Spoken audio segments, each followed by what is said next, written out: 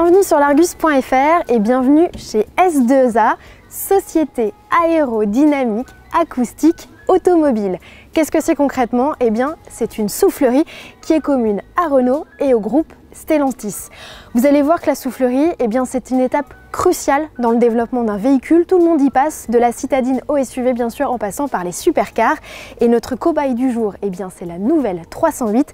Qu'est-ce qui a été amélioré sur ce véhicule pour favoriser son CX et son efficience? On voit ça tout de suite avec Roda Haïdar, l'ingénieur projet aérodynamique.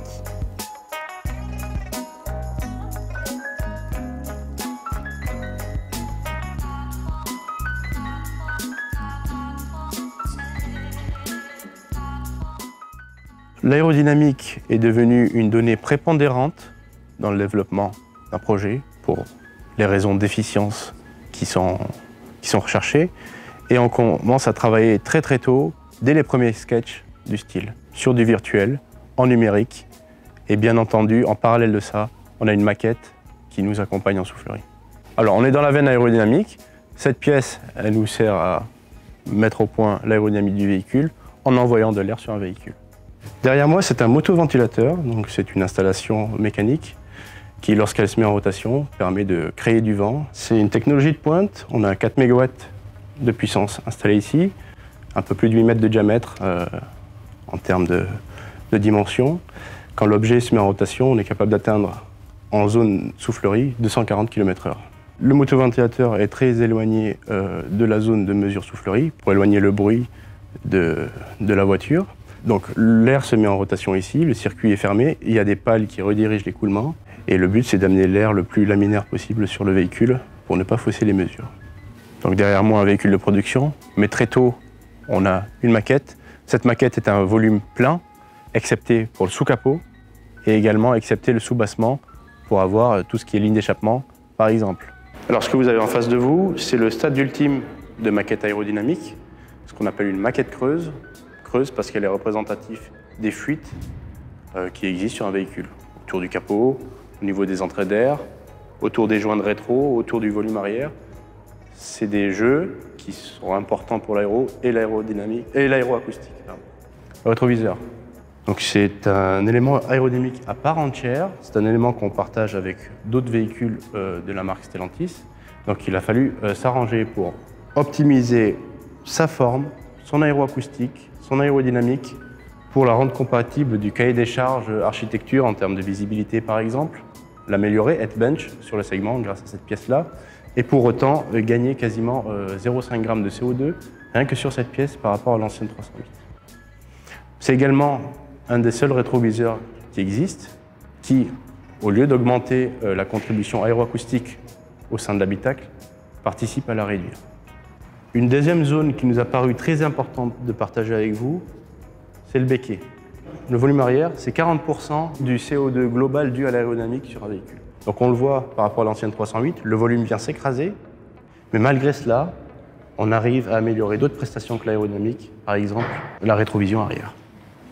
En début de projet, le style a voulu mettre le logo au milieu de cette calandre.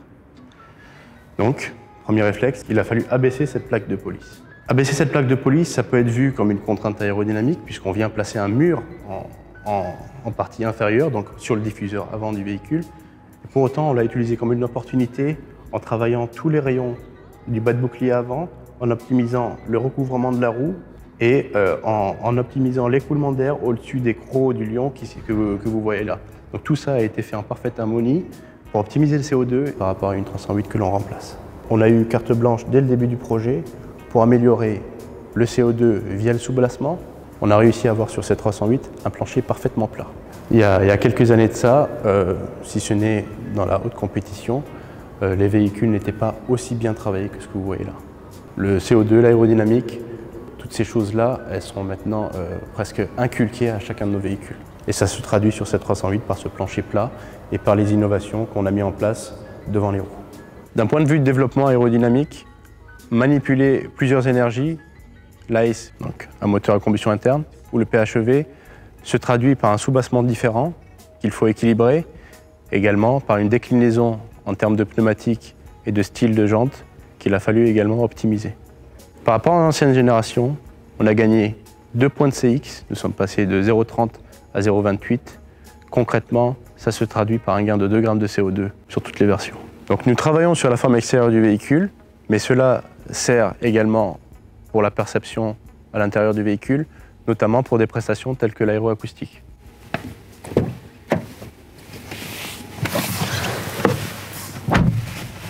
Donc maintenant, on se trouve à l'intérieur du véhicule.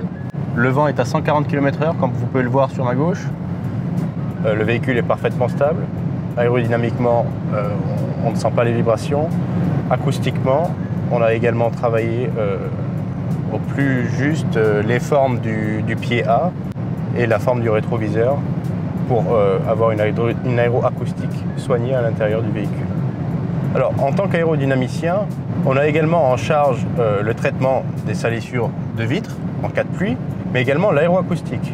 Notre rôle là-dessus, c'est de repérer les sources probables de nuisances sonores dès l'extérieur du véhicule et d'aller jouer sur la forme pour que ces sources-là soient effacées et ne soient pas perçues par le conducteur et puis les passagers.